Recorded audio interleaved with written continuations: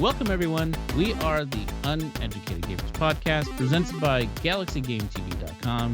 And in today's episode, we have a special treat for you. We're going to talk about the death of E3. And we got a little announcement about Max Payne coming back. A little bit about that in a moment. But we're also going to talk about some remaster stuff and got some real uneducated thoughts about that one. So, anyways, Joe, how you doing, buddy? Chris, my friend, doing good. How are you? I'm pretty good. How was the week that was? It was. It was. Good God, it was. And that's why we're drinking.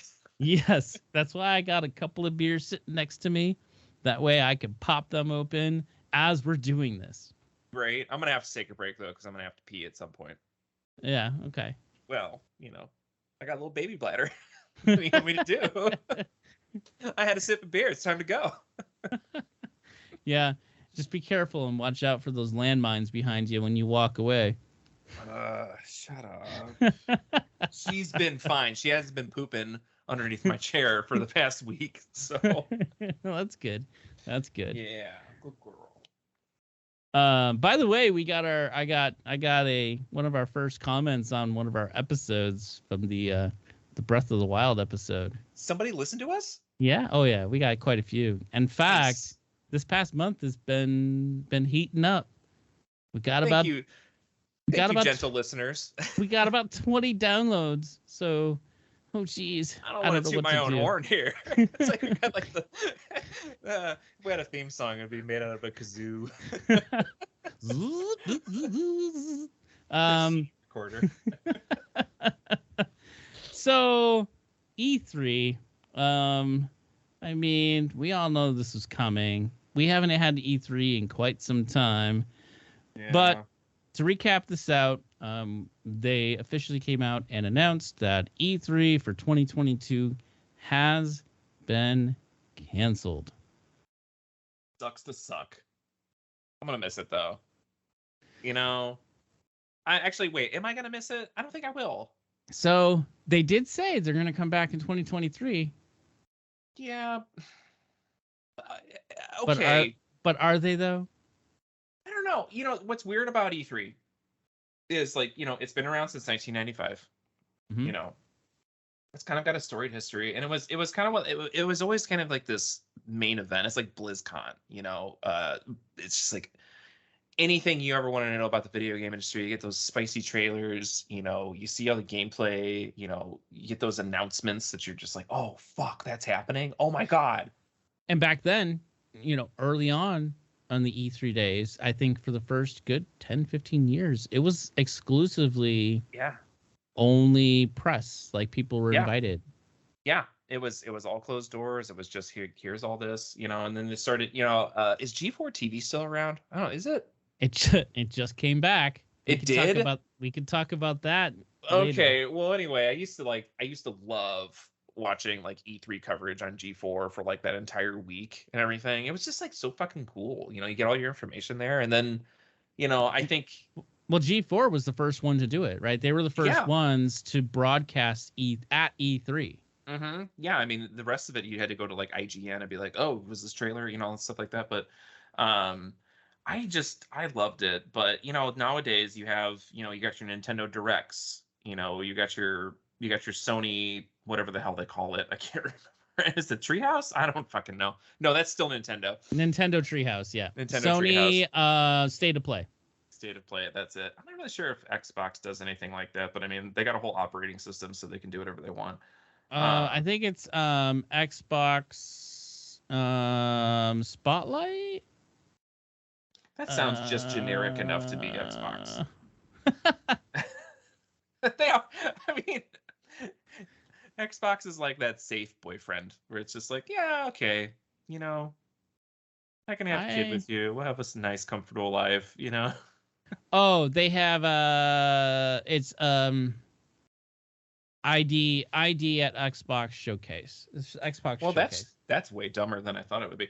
But anyway, in this day and age, you know, everybody has their own showcase. You know, you can go I mean, hell, Steam even does stuff with like indie developers, or they showcase stuff, and it's just like, do you need an E3 at this point? You know, especially after COVID too, when everybody's learned how to disperse and to do their own shit. As far as reporting is concerned. Well, yeah. So here, this is the thing. Even before COVID, E3 was in trouble, right? Yeah. So, I think the last one Sony bowed out of, right, completely. Yeah, and that was 2019, I think, right? 2020. 2020. It was like right as the pandemic was like happening, or right before it. Yep. Nintendo was another one that sort of kind of distanced itself from E3 at the end there and started doing their own thing. I think they came and they did some things, yes, but it was more of just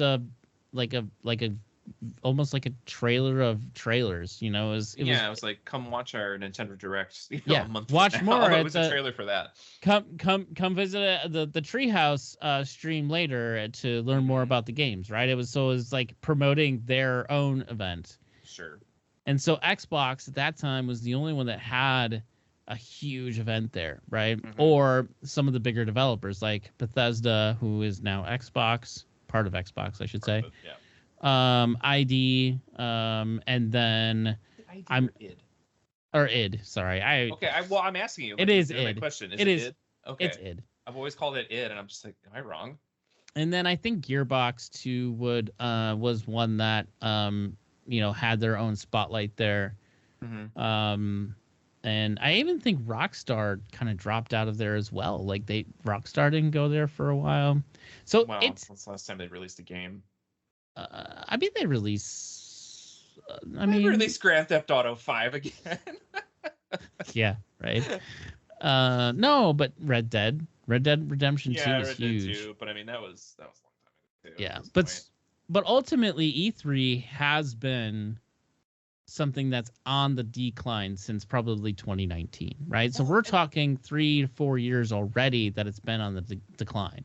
Yeah, and it's funny. What's funny about that too is just like looking at attendance numbers. It's not on the decline. You know, attendance numbers were steady, if not even better. All the way up to 2019. At the lowest was 10,000, and it's up to 6,600 or 66,000. Yeah, I mean, here's the thing though, right? Like, what I think is interesting is sure. That's the first time that some of these folks will come and play some of these games, like in the demo booths, right? Totally get that. But the question is the show just that then? Is it more of a showcase that people can come and check out games early and have media events as opposed to having this grand old shindig, right? Because here's the thing. As you pointed out earlier, all these companies now have their own digital delivery ways of pushing that information out. They're not going to spend the money, nor are they going to shell out, all of this capital to go on stage to promote this crap when they could do it in the comfort of their own space. Yeah, they definitely can. You know what? I think this thing is just, there's an opportunity here for E3 to stay around.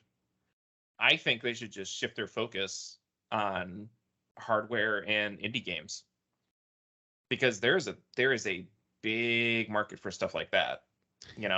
It's just, and they don't always have a platform. Yeah. You know what? You mentioned G4 earlier, and with G4 coming back, if E3 2023 does happen, I see it more as a convention than a presentation. Has that? Yeah.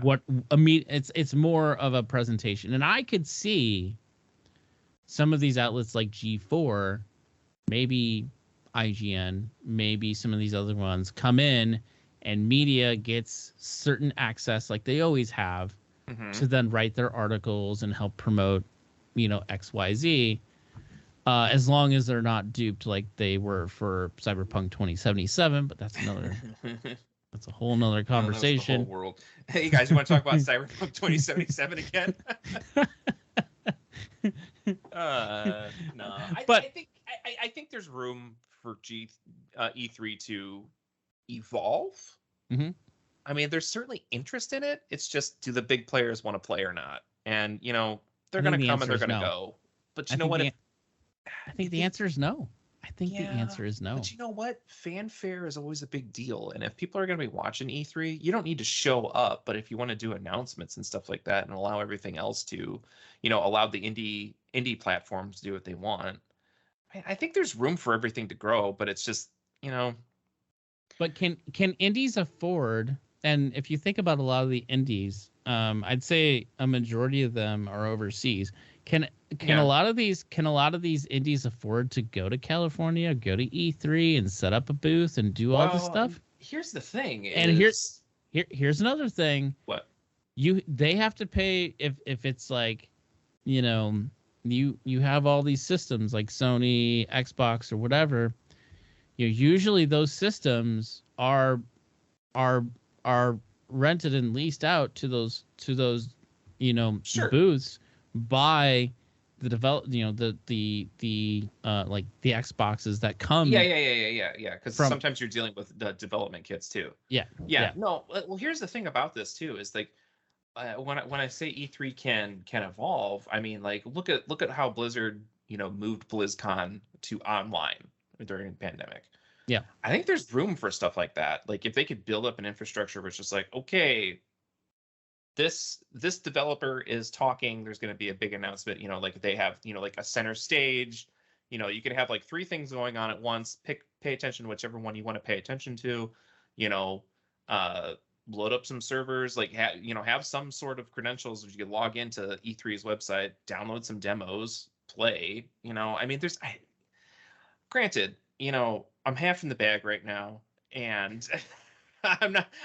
I draw things for a living, so like server infrastructure and all this stuff is not like my thing. But I mean, imagination, starts everything, and it's just like, why can't you do something like that? You got to be nimble on your feet because like people still clearly care about E3. I mean, the attendance numbers alone say that people still care, and that's not even viewership on online. So hold on though. I think people care about games. I don't think they necessarily Yes. care about E3. And here's something that's interesting. Vehicle.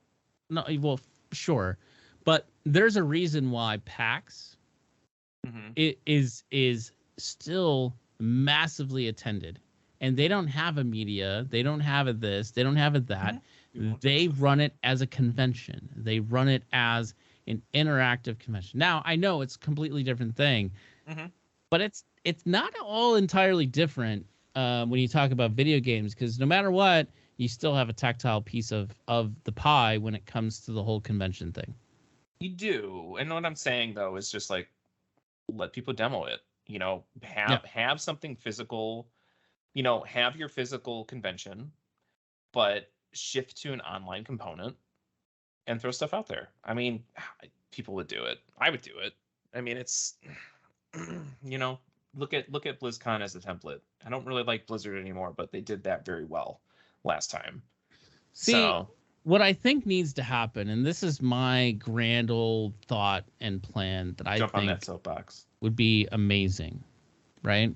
And that's to not only do the whole in-person thing, but with the evolution of cloud gaming. That's what I'm saying. That's exactly what I'm saying, but you just said it better. So like with cloud gaming, right, is you then, I guess this is where you were going, and now that I'm thinking about it, this is what you're trying to say, right, is with the evolution of cloud gaming, you have folks being able to dive in straight from home. Yes. And I mean, at the same time, it's like, boom, you just turn it off. It doesn't fucking matter after that, right? It's like, you have the capability to reach these people at home. And I think there is an untapped market to that piece of that. Exactly. And that's where, if they really truly want to do this, if they have the money, for it, they could keep this going.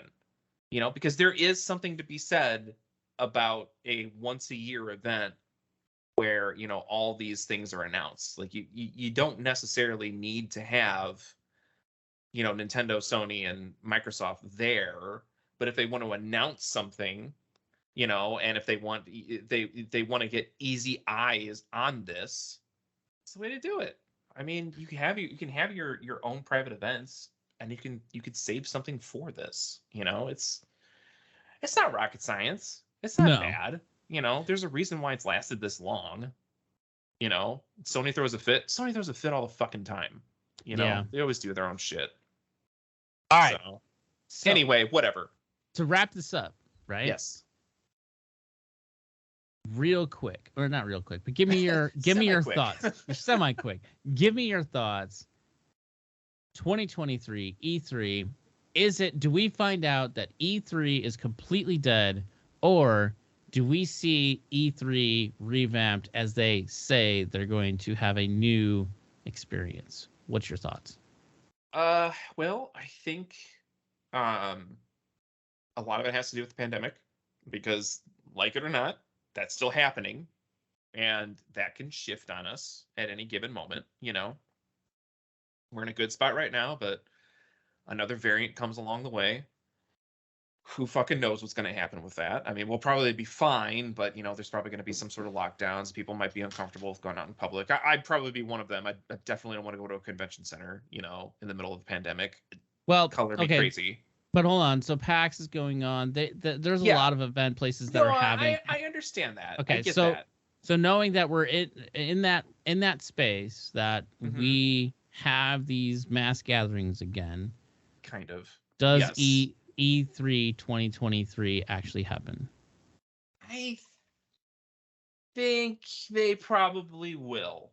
I can see that happening, because you take your year off, retool, save some money, do a little bit more planning and some more behind the scenes work with vendors, and I think that they can retool it.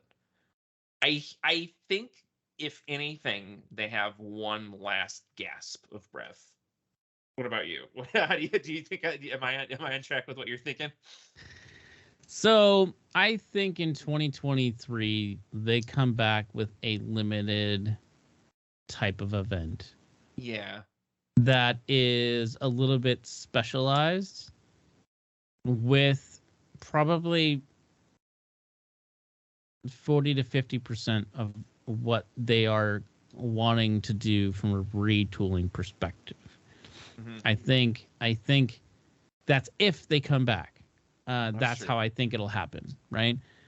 And then I think 2024 would be their fully reimagined experience that they probably will be able to pull off. I think 2023, depending on how far they are in their development process of that next wave.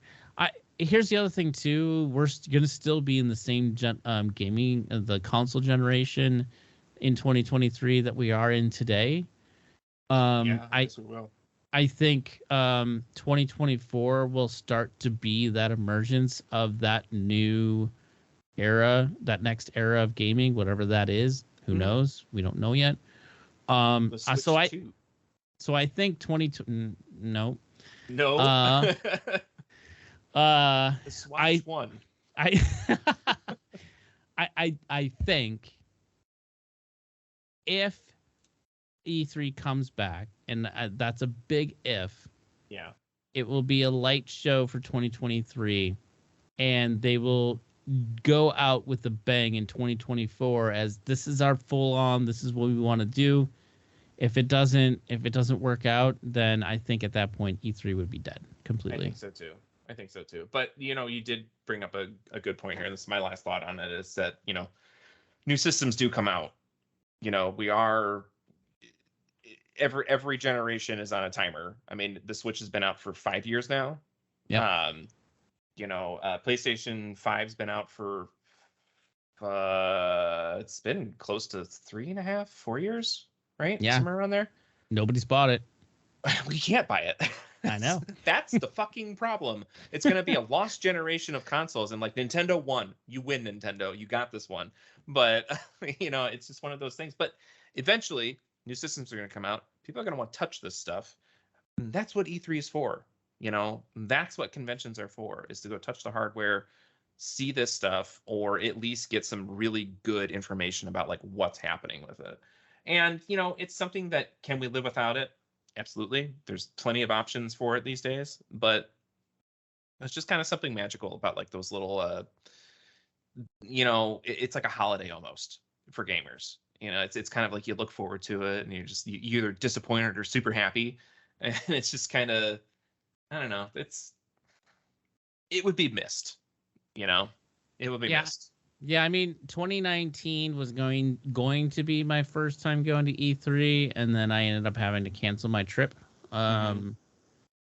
So, I mean, I would certainly, if they do have one in 2023, regardless, I probably will go just to cover it. Sure. And check off your bucket list. Yeah. Because it might be the last one. I don't know. Yeah. They'll check people off their bucket list. Yeah, right? Got to meet Chris. But yeah, man. So we'll see how it goes, though. Yeah, I guess time will tell. So moving on, we got a very, very, very exciting announcement. I'm excited. Can I tell? Results may vary. So, Remedy and Rockstar Games has announced that they will be remaking Max Payne and Max Payne 2, The Fall of Max Payne. And Joe, dang it, I am freaking excited. I am so excited to see Mark Wahlberg in HD. No, it's not going to be Mark Wahlberg. They wouldn't do that. Remember when they cast Mark Wahlberg as Max Payne?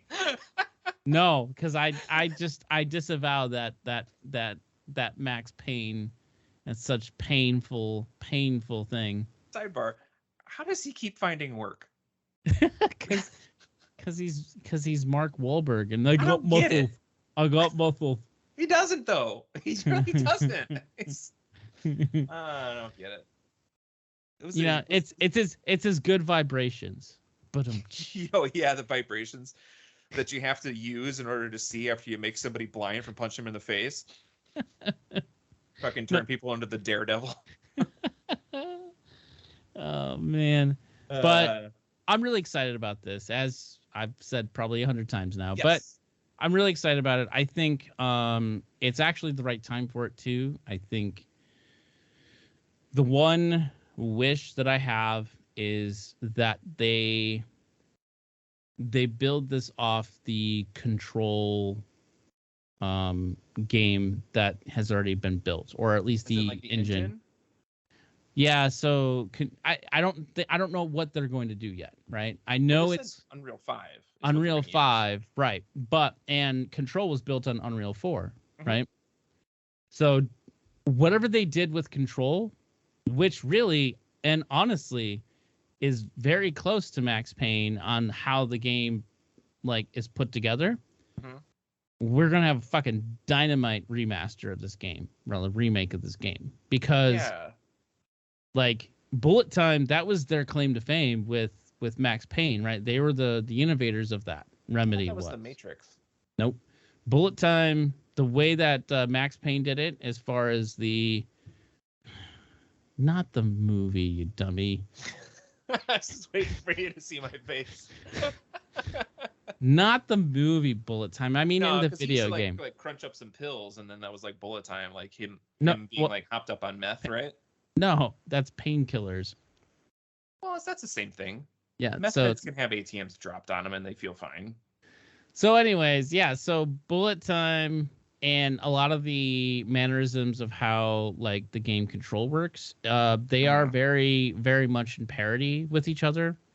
So I'm really, really excited if the direction they take is kind of like building off of what they built with Control. So I'm going to lead this. I'm going to do a nice little segue here. Would you consider this a remake or a remaster at this point?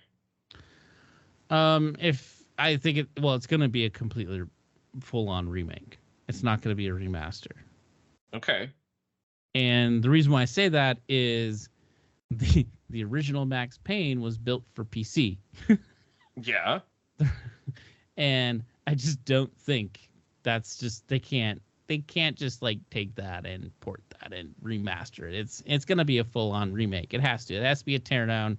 And that's why I brought up Control, because I think what happens here is they take a lot of the base work they did with Control and remake the game within Unreal 5 based on the building blocks that they built for Control. Sure. I gotcha. Because I think, again, like I said, they're very much in parallel or parity with each other. I look forward to playing to that one day. You never played the original, did you? I was at a friend's house in college, and I remember like playing Max Payne 2 for like 10 minutes.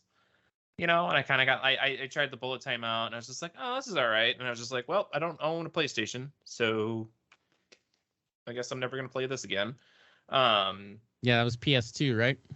Yeah, I think it was. Yeah, no, it definitely wasn't PlayStation 1. Yeah, I mean, it was fine. It didn't grab me because I wasn't paying attention to the story or anything like that. I was just kind of like jumping in. See, that's the beauty of Max Payne, is it's the story. And I do think that, and they may change this, we'll see, but Max Payne 2 does nothing to catch you up for Max Payne 1. That's not how it like Halloween, where the Halloween 1 versus Halloween 2, where it's just like, and next scene, next movie. Okay. Yeah. And so so I think for people who are fans of the series like myself, that was no big deal. But I think with this new generation of games and these remakes and how they sort of do these, I would imagine, although they are going to come in a 2-pack, meaning they're supposed to come together as Max Payne 1 and 2 as a release. Yeah. So they may not have to do that if they continue that direction. That's what they mentioned, was they were both going to be sold on the same game package. And it was like, I think $49.99 for both games, which again, in my opinion, that's going to be amazing. Well, probably not for PS5, because I think with PS5, their games are $69.99.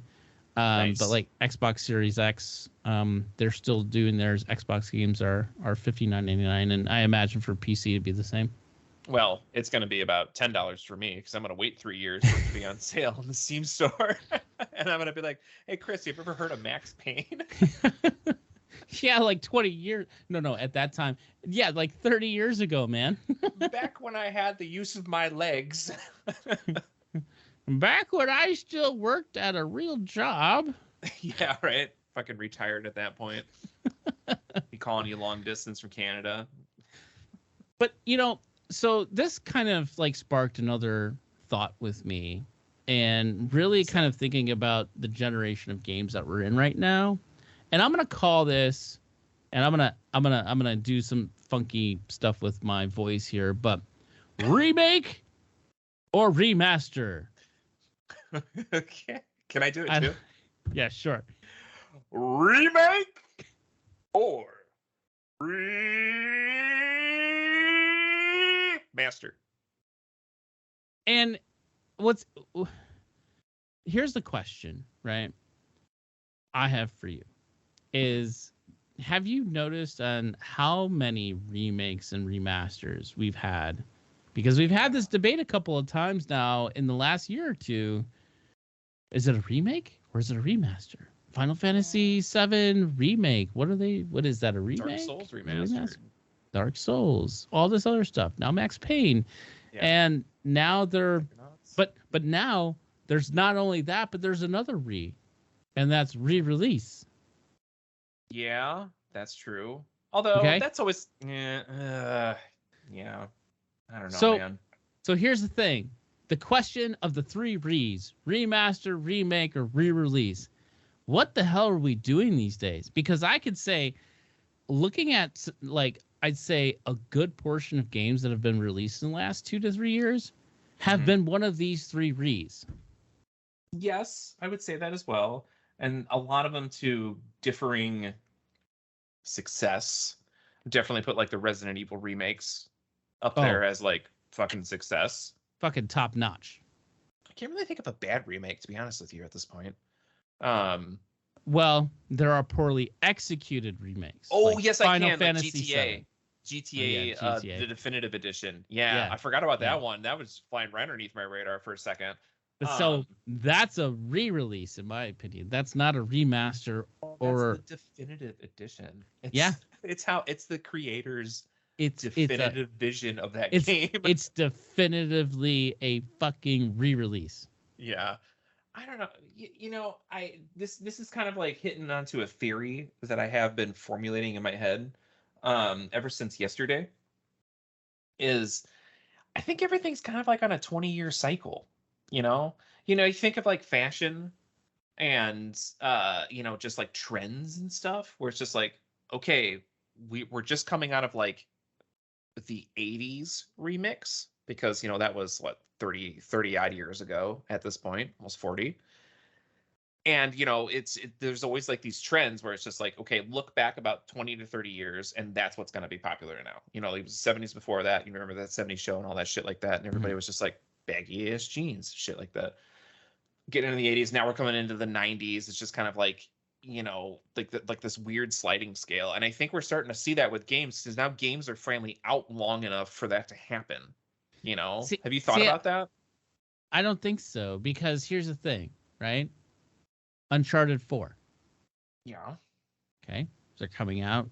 They have come out actually with the Legacy of Thieves collection. Uncharted 4 came out in 2016. Okay. That's not 20 years ago. Well, that's a cash grab. That's 5 years ago. I know, but it might as well be 20 years ago in video game time. Dead Space. When did Dead Space come out? Oh, that was early 2014. 2010s. What? That was 2014? 2014. What year is it? I think. Hold on. Maybe I'm wrong. No, I think you're right. Maybe Dead Space 3 came out in 2014. I don't know, man. But okay, hold on. I was a little off. The original Dead Space came out in 2008, but Dead Space 3 came out in 2013. Okay. Thank you. But still, Jesus, it scared me. But still, it's still a very fresh game. Advance Wars 1 and 2 reboot. Like, come on, man. Well, Life is Strange Remaster Collection. Life is Strange is not that old either. We have Witcher 3. I love CD Projekt Red. you like CD Projekt Red. but Witcher 3, I mean, Witcher 3 is not that freaking old either, man. No, here's the thing.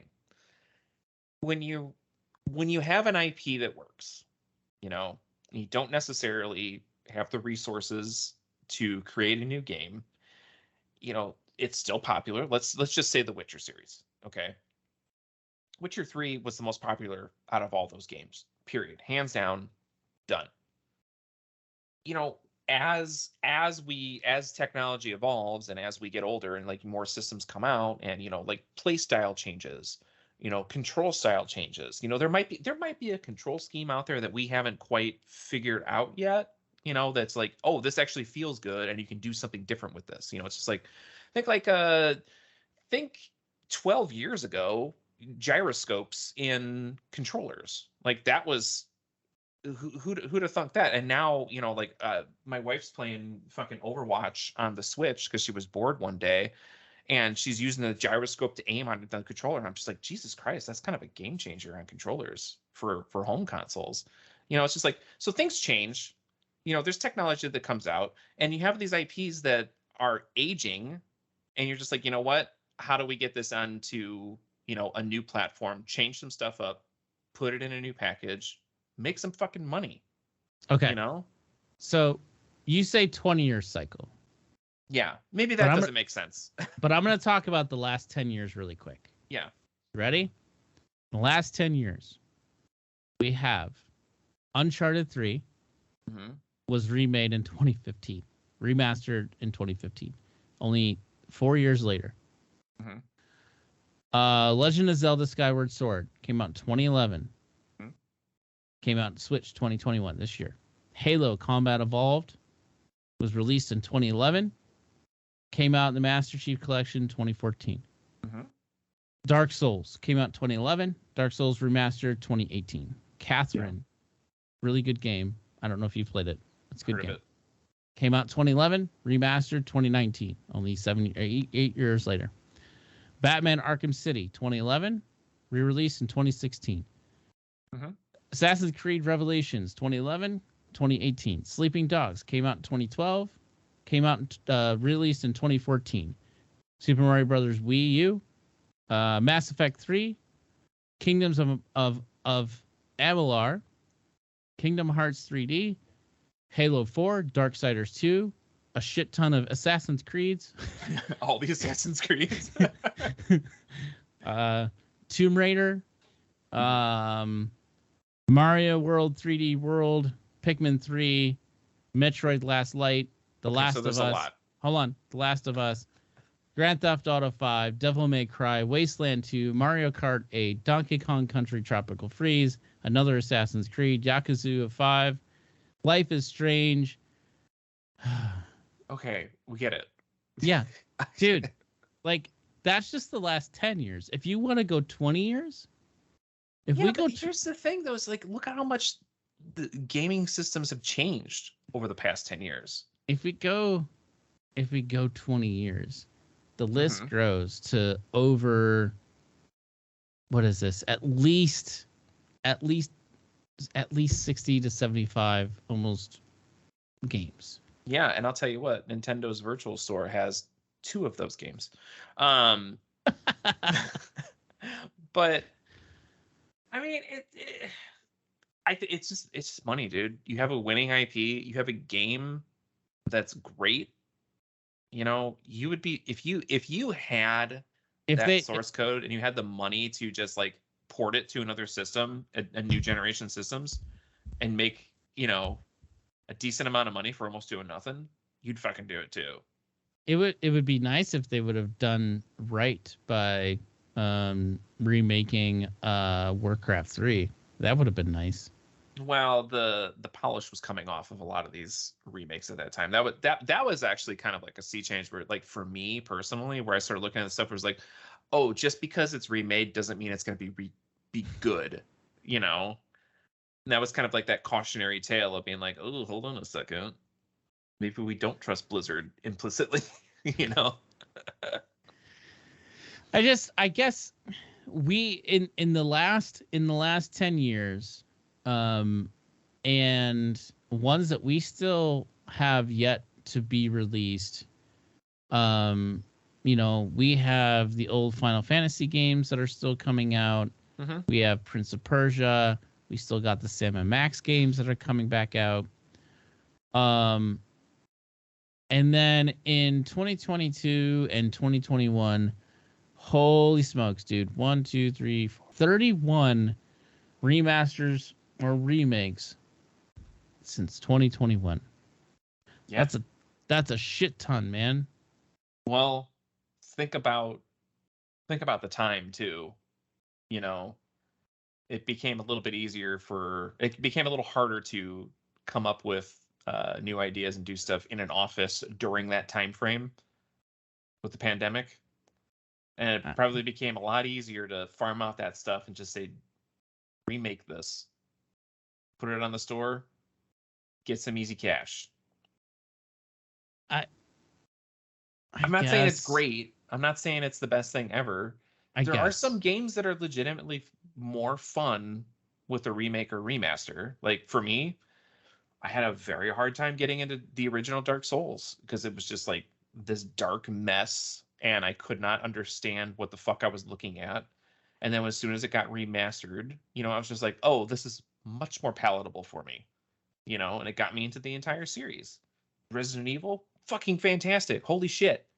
You know, even when that series has been getting remakes since the fucking early 2000s too. Do you still remember when they did the original Resident Evil remake for the GameCube? Yeah. Yeah. That shit still looks fucking great.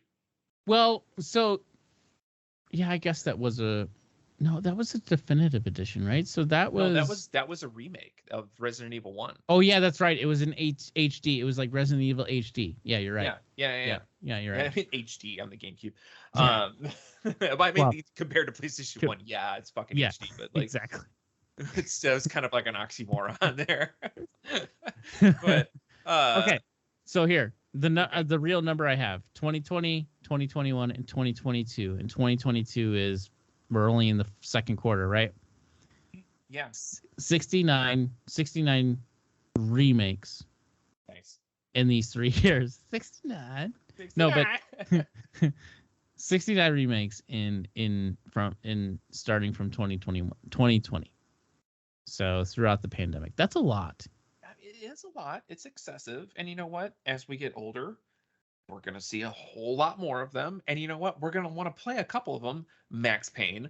But you know, it's just an industry. Any industry that gets large enough and goes along long enough will look backwards and try to make money faster in other areas. I mean, look at the movie industry. I don't know how many times, you know, like I still remember seeing the trailer for the RoboCop remake and I'd be like, why is this movie being made?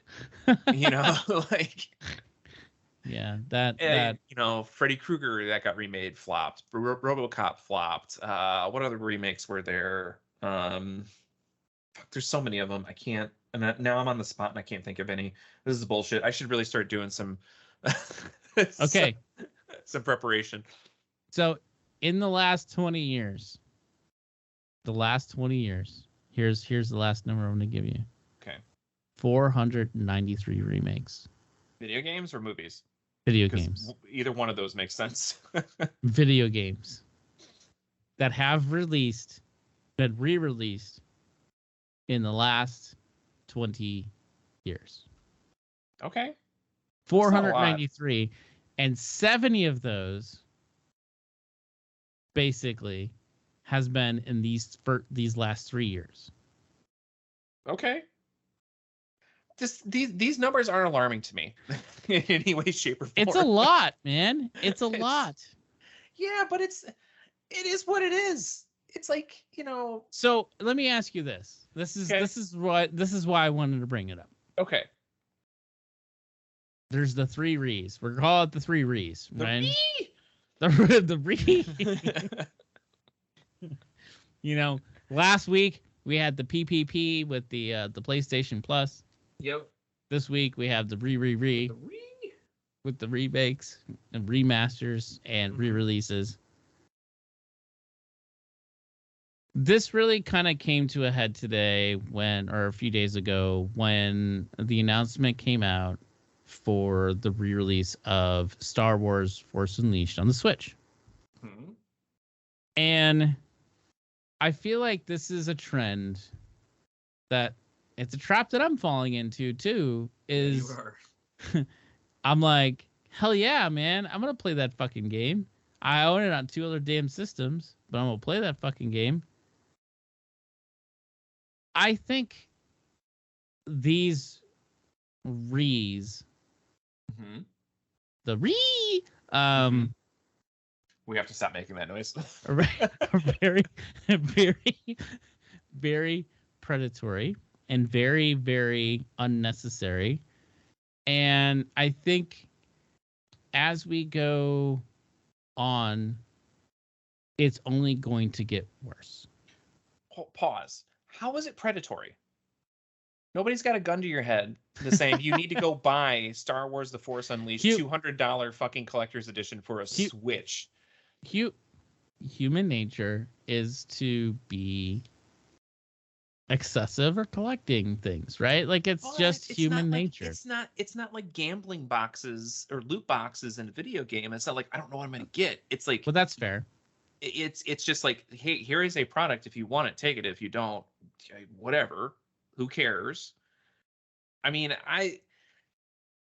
you're equating video game playing video games to like addiction at this point. Christy, it is a problem. I mean, video games are an addiction, are they? I mean, they are to a certain extent, where you know you want to unplug. You know, this is how you relax. But it's also at the same time where it's just like, dude, I ain't paying $200 for a game that's like 10 years old and widely available. It's just like, come on. Not not to judge your choices or anything like that, but for me, it's not for me. I'm not gonna do it. It's like, my dad, back in the day, was very much against gay Back marriage. in the day. He's very Republican, and he thought it was an assault on marriage. Hold on, I'm getting there. And I told him one day, and I was just like, look, if you don't want gay marriage, don't get gay married. If you don't want this collector's edition, don't go buy the collector's edition. Leave everybody else the fuck alone. I guess it's not hurting anything. I think it gets to a point where do we just start seeing re-releases and remakes at this point, and then we don't necessarily see any new and exciting, or like, I know what you're talking about. You're new ideas, in general. Well, and here's the thing is, creativity does not go anywhere. It's still just as bright and vibrant as it always has been. The problem that you're seeing, and I will agree, can be a problem, is you have three companies, Nintendo, Sony, and Microsoft, that are the market. There are other players within that market, but they are the market. Okay, they are the AAA developers, and they farm out to studios for their AAA games. They will invariably take a risk every once in a while. If something has gone through a committee enough, and if you think they have a hot idea that they're going to, invest in a new IP, they will do that every once in a while. But 9 out of 10 times, they are going to take the safe money. But all those creative people, are out doing indie stuff. They're moving into their smaller studios. That's why I love Steam, is because it's just like, you can find all these indie games. You can find these gems that come out of nowhere, and the creativity is there. It's just, you got to look in the right spot. And that's not convenient for everybody, and I understand that. But, you just got to evolve with the times, essentially. Yeah, but I guess, and I'll equate it to this too, and I think we're falling into this trap with films too. Is the remake or the rehash or the sequel 20 years later kind of thing. Blade Runner was good. Blade Runner was damn really good. Fucking good. Yeah. Anyway, Alien wasn't. Yeah. I just think that the longer that this goes on, and the more and more that it gets saturated with these sort of remakes or these re-releases or remasters, and the more that happens, is the more saturated that it gets with that, it becomes boring. Sure. And at that point, I guess I play video games. I do like, and let me preface it this way. I do like remasters. Like, for instance, the Max Payne one, I damn near like jumped out of my chair when I saw that, because I was super excited about that. Final Fantasy VII, same thing. I was just like excited about that one, yeah. Like that is a monumental remake. Mm-hmm.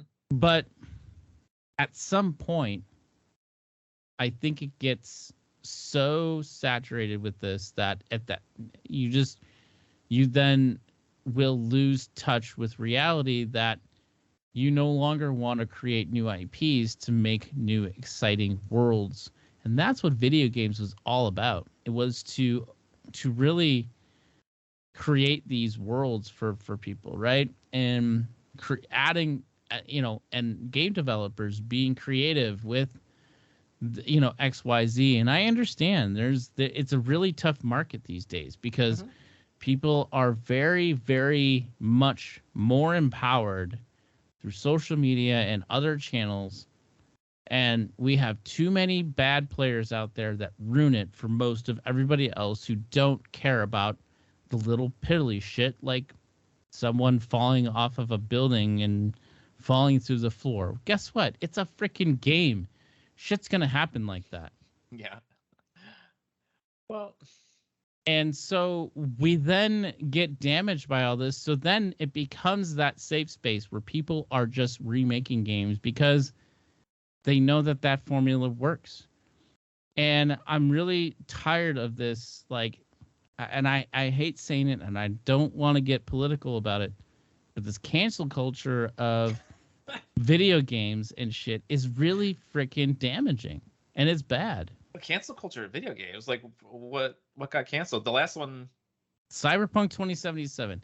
We all joke about it. We all talk about the shit ass bugs, but people like we went. I mean, thankfully, CD Projekt Red has committed to fixing the game, but there was an entire there was tons of people that boycotted the game. As well as they should. Here's the thing. There's nothing wrong inherently with cancel culture. Just to get, not to get political here or anything like that, because we're not talking about this in a political thing. No. Because all we're talking about is voting with your wallet at this point. Yeah. And God, we're not going to talk about Cyberpunk, but CD Projekt Red fucked up. They did. Everybody knows they did. They sold everybody a bill of goods. They truly did.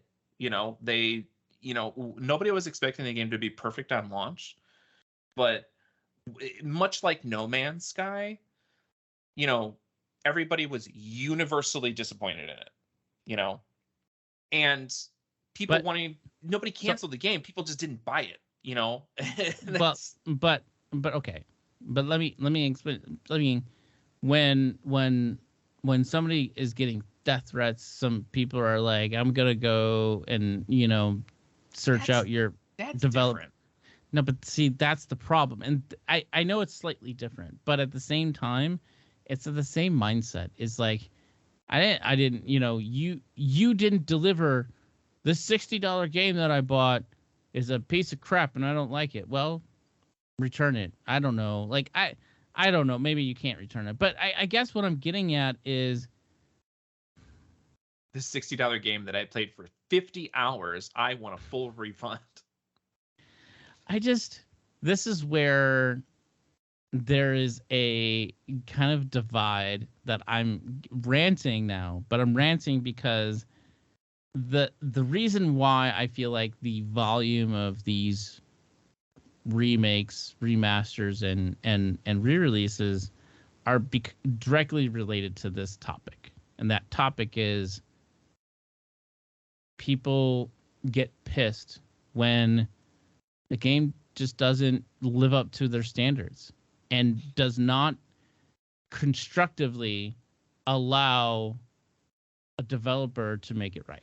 So what you're saying, so to wrap this up in a nice bow for your argument here, what you're saying is developers are too scared to take a risk in making a new game because they don't want the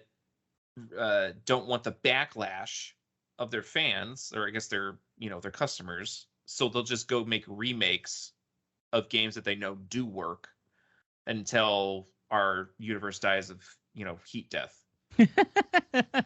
Is that what you're saying? Sure, I guess so.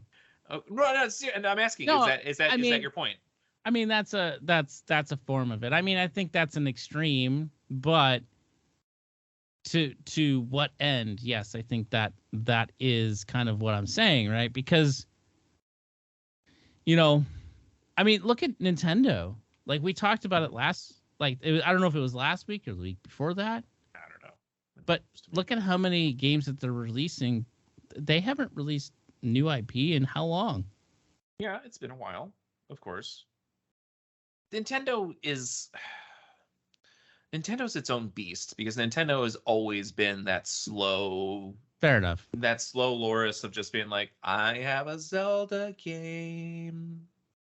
Fair enough. Here's Kirby, and it's just like Metroid's on the horizon.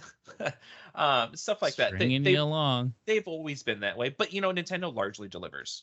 That when Nintendo puts their mind to something, they're like, look, this is gonna come out. They rarely cancel something, and it's fairly high quality most of the time. But I mean, like I said before, if you're looking for creativity, if you're looking for things that change genres that people look to, like the AAA developers look to build stuff around, it's just like, you gotta look to indie scene. You gotta get on Steam. You gotta be finding these games. Like, I'm like, look at Hollow Knight. That game was completely out of nowhere. Passion project by like 4 dudes. There might be one other. I don't know. I'm just everybody's dude in my head. But but it's just one of those things where it's just like, look, and it's completely flipped, a genre. Now everybody kind of compares everything to Hollow Knight, where everybody used to compare things to Mario and then Metroid, and now it's Hollow Knight, and Dark Souls kind of came out of nowhere too. Stuff like that, where it's just like, it's gonna happen. Creativity isn't stopping. Are remakes gonna happen? Yes, always. And one good thing about remakes, and I'm going to equate this to streaming services, is I have a shit ton of DVDs. We have a shit ton of DVDs, Blu-rays, all this shit. I will not open up any one of those cases, get up and put that in a Blu-ray player if I have that as a streaming option right in front of me. And that's the same way with video games. There's a fuck ton of video games that I'd like to play. Like, I would love to play GoldenEye, legitimately, not on an emulator, but I don't want to fucking fish out my N64 and try to hook it up to my modern TV that's attached to a fucking wall, And it's just, it's convenience too. It's not just a cash grab. It's usually a cash grab, but I mean, like, there's a convenience factor to being like, I want to play my old video games on a new system. I want to play it on the system that I am playing right now. And I think there's something to be said about that as well, to be honest with you. Yeah, I think that's fair. And I guess you can call me slightly hypocrite in a way, I guess, because like, I buy a lot of remasters, right? Yeah. Diablo 2. That's quality. Yeah. But to your point, like, I don't know if anyone, you or anybody else out of the 20 people that have recently downloaded our podcast in the last month, thank you, have played Flashback, like way back in the day. Like, no, that game, holy smokes, that's like the original. That is the original, like Blade Runner type game. Okay. Came out back in 1992. And it's kind of like this dark horse kind of game that back in the day, I really, really, really enjoyed this game. And they came out with it on the Switch, and I bought it. I snapped it up right away when I saw it. I was like, oh, hell yeah, I'll play that on the Switch. Or, like some of these indie games, to your point, right? Like, I have been getting into the indie game scene a lot recently. I've been, linking to you to certain games like Huntdown on the Switch, or I think a few other ones. There's a new game that I got into called Moonlighter on the Switch. That game is pretty sweet. What else? I don't know. There's numerous indie games that I really enjoy on the Switch. And yeah, I mean, I think the indie scene, to your point, is where it's at. And that is actually, in my opinion, we knock on Nintendo and we knock on the Switch a lot about having like some of these like 20-year-old games. But there's also a lot of indie games that come to Nintendo Switch that are not widely marketed that I think are fantastic. Oh yeah, I mean, there's a fuck ton, man. I mean, my wife keeps on finding like all these really goddamn good games. There's one called like Spiritfarer, I think it's Yes. called. Yes. Yeah. Yeah. I mean, there's just so much shit out there that you just don't know about. And then it takes like one person showing it to you, and you're just like, oh wow, you just opened up a world to me. And it's just and it's inevitable. There's always going to be new shit. Big companies are going to stagnate, and they're going to always come back. They're always going to revert back to remasters because they own the IP. You own the IP. You would be stupid not to. I guess you're right. It's just a frame of mind. You got to look around. I understand your point, and I get it. I think the movie industry has far more problems than the gaming industry. Because the movie industry is getting pretty fucking derelict in its duties, as far as I'm concerned. There's some good shit, but for the most part, I mean, it's all moving to TV. But we can talk about that later. Also, we need to talk about the Batman. Dude, okay. So for the viewers, we're on video streaming. Yeah. And so where Joe lives right now, it's completely pitch black in the background. Sees my hands to my fucking face. So Joe, when he said that, if you could picture this, right? Picture him like slightly in the background where there's like only a little bit of light on his face. And then he comes up to the screen and it's just like full on. And he's like, we got to talk about the Batman. We do. That was a good fucking movie, man. It killed me. Oh, man. That was awesome. That was just awesome because you were just like, all the way back, dark, and then all the way to the screen, we gotta talk about Batman, and it's like, burn. I feel the way my screen's working right now, I feel like John B. the Genie. Yeah. Well, because you're wearing a black shirt. I know, too, black shirt. It's crazy. Yeah, creepy. I know. Is it? You like it? It's kind of creepy. It's like just a head moving around on the screen. Anyways, we got distracted there a little bit. That's all right. I think we're done here. I think we're done. I think we've said everything that we can about remakes. Thanks for listening to our most recent episode of Uneducated Gamers. You can go to Galaxy Game TV to post comments on each of our episodes, or if you have a question or a topic you would like us to include in an episode, feel free to leave a comment. Until next week, we bid you farewell.